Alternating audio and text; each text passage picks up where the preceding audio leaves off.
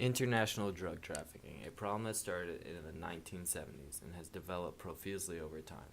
The drug cartels started out with Chinese immigrants and their followers. Over decades, they had grown into a community that spread from Sonora up to cities on Mexico's northwest border, stretching 2,000 miles from the Pacific to the Gulf of Mexico. Mexico's first major drug trafficker slash producer was Miguel Angel Felix Gallardo. His nickname, the Godfather, was given to him as he was the first biggest producer in Mexico. Miguel became in contact with Pablo Escobar, the biggest producer in Colombia, known for trafficking cocaine into the United States.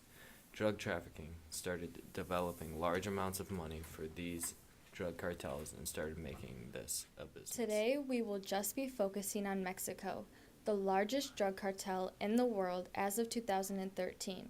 Mexico's drug war has killed as many people as a small war, about 70,000. Cities and towns have erupted into war zones. The drug traffickers are armed with military-grade weapons such as grenade launchers. Mexico's drug cartel mostly produces heroin and marijuana, but due to the legalization in America of marijuana, the drug cartel in Mexico takes a huge hit as it is their biggest producer of money. As of 2014, the Mexican drug cartels have lost 32% of cannabis sales and have grown the U.S. economy by 74%, which is equivalent to $2.7 billion. Policies of the past started in 1906 with the Pure Food and Drug Act, which required all physicians to accurately label their medicines. The Harrison Narcotics Act, which was passed in 1914. This act was the first federal drug policy. This act restricted making and selling marijuana. Later, in 1930, the Treasury Department created the Federal Bureau of Narcotics.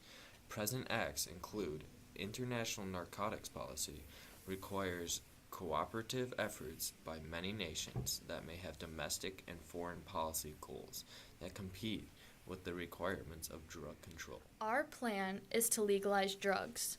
Legalizing the drugs would stop the cartel, give some states free colleges, and create a lot of revenue for the government. The government, if legalized, would tax the drugs heavily, giving the government a lot more money. Our proposed plan is to bring it to Congress and show them the facts of how drug trafficking and abuse is a major problem in between the U.S. borders. Legalizing drugs would paralyze organized crime and uncrowding prisons.